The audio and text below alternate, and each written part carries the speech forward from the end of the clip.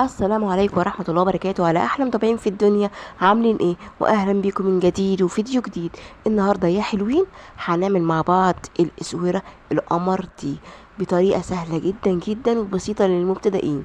وزي ما انتوا شايفين بقى عشان ما اطولش عليكم، ده سلك بيجي بجرامات.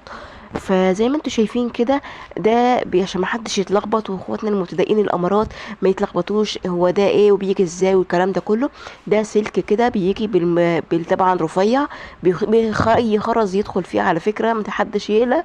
فالمهم بقى ده هاخد حته كده مناسبه على قد الايد اللي انا هشتغل عليها. وممكن كمان تعملي منها خلخال عادي لرجليكي، مفيش اي مشاكل. فزي ما انتوا شايفين ده انا كده بعمل اسوره، خدت حته كده مناسبه. وطبعا هي كبيره شويه بس انا لسه هظبط الكلام ده كله في الاخر، يعني على المقاس وكده. وزي ما انتوا شايفين بقى انا هبدأ بقى اعمل ايه. هجيب الخرز بتاعي اللي انا هشتغل بيه، هو خرز رفيع كده.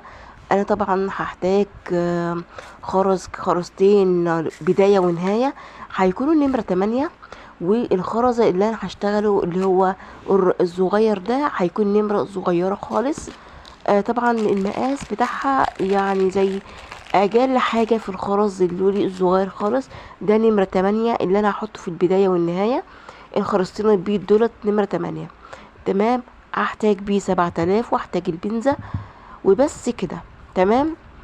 اول حاجة بقى هعملها هدخل خرزاية اللي هي البداية، وهدخلها كده بالراحة في الاسوره. وبعدين هتني حرف الاسوره من قدام بالبنزة علشان طبعا الخرزايه طبعا ديت طبعا ما تقعش وتطلع من الشغل بتاعنا.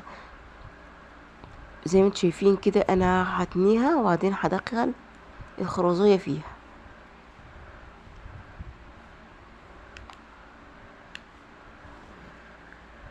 بالنظام ده كده.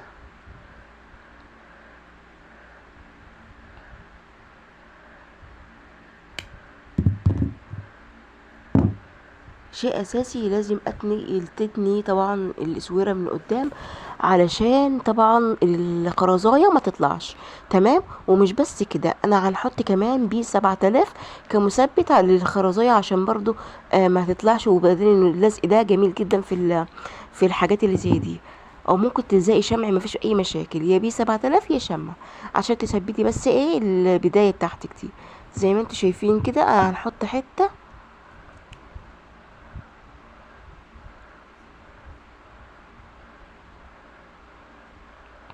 اهم حاجة تظبطي شغلك في البداية. تمام. بعد كده هحط حتة عايزك حتة امير كده على البداية.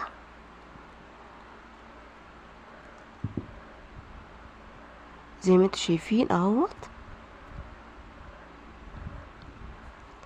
وكمان هلزق وراها علشان برضو زيادة امان، برضو محدش يعني يبقى قلقان منها وكده. فهي جميلة على فكرة جدا في اللبس. وكلنا عارفين الاكسسوارات دي بتكون في المحلات غالية. فاحنا قلنا بقى ايه نعمل بقى ايه، نعملها ونسهلها علينا كده، بدل ما حد طبعا يضحك علينا ويدينا حاجات اسعار غالية جدا. طبعا زي ما انتم شايفين هدخل خرزاية عشان انا حطاها كده في اول، هحطها في اول بقى ايه الحتة اللي انا لزقت عليها امير دي علشان اثبت برضو. تمام. هدخل بقى الخرز ده كده، اللون طبعا اللون بيرجع ليكوا. اللون اللي انا بعمله ده لون ايه، هيبقى في معايا لون ابيض لون رصاصي على حسب اللون اللي انت هتشتغلي بيه طبعا. تمام.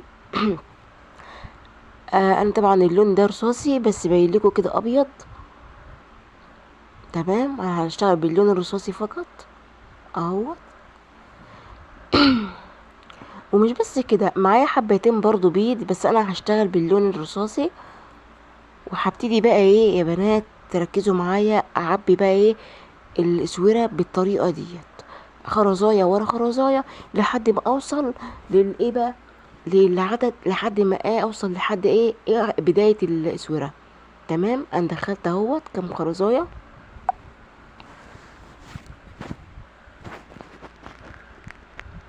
زي ما انتم شايفين كده هعبي بقى الكميه اللي انا عايزاها كلها.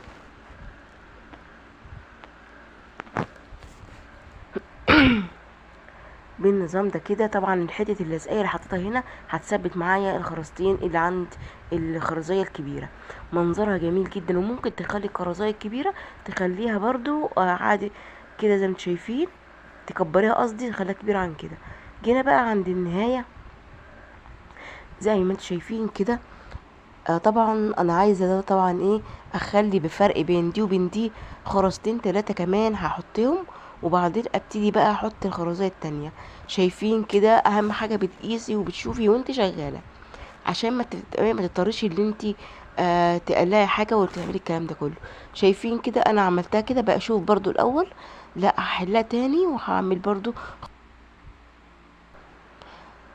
احط برضو خرزتين تلاتة علشان ايه، اجمد سوري، عشان برضو تبقى قصاد بعضها. دلوقتي تشوفوا برضو اهوت،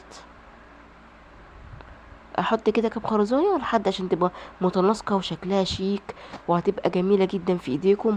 او ممكن طبعا عايزه تعمليها زي الخلخال عادي، مفيش اي مشاكل، بس بتكبري السلكه شويه عن كده. اتمنى بقى اللي يجربها يكتب لي في التعليقات طلعت معاكم عامله ازاي. وما تنسوش بقى يا حلوين تعملوا لايك للفيديو واشتراك للقناة، علشان طبعا كل اخواتنا المبتدئين يشوفوا بقى الطريقة ويعملوا حاجات لنفسهم. وزي ما انتم شايفين كده، هي كده مناسبة جدا جدا. الجزئية بقى زيادات تانية، هقص الزيادة اللي انتوا شايفينها دي بالقصافة. تمام، دي القصافة اللي انا بشتغل بيها، ما اقدرش استغنى عنها في اي حاجة طبعا متابعة في الخرز. في كمان طقم بيجي على بعضه كده، حابة برضو اوريكم الباقي القصافات طبعا ديت.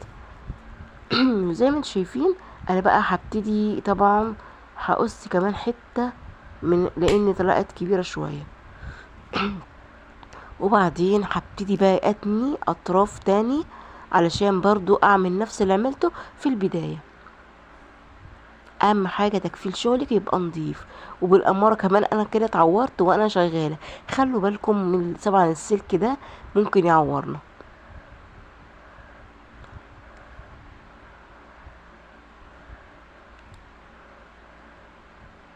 السلك ده بيبقى حامي، خلي بالكم، عشان بس ايه اخواتنا المبتدئين محدش يتعور بس.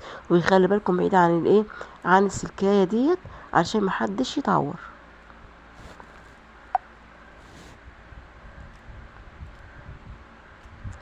حالتني كده.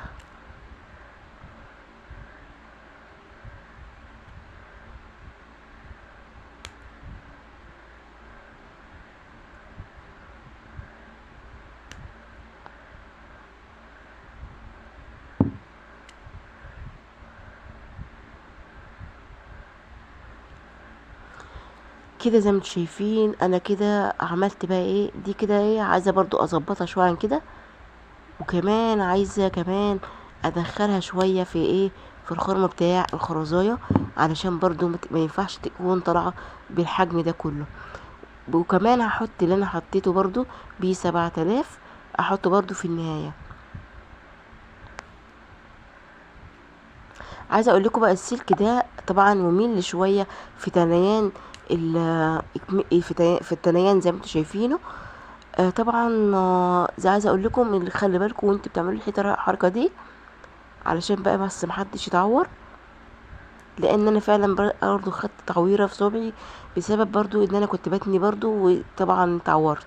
فخلي بالكم يعني برضو نصيحه يعني في الشغل، الحاجات اللي زي ديت برضو، ان طبعا البنزة تكون طبعا تتعوج منك كده كده زي ما انتوا شايفين طبعا بالراحه كده. وبعدين هنتني بقى ايه السلكايه كده.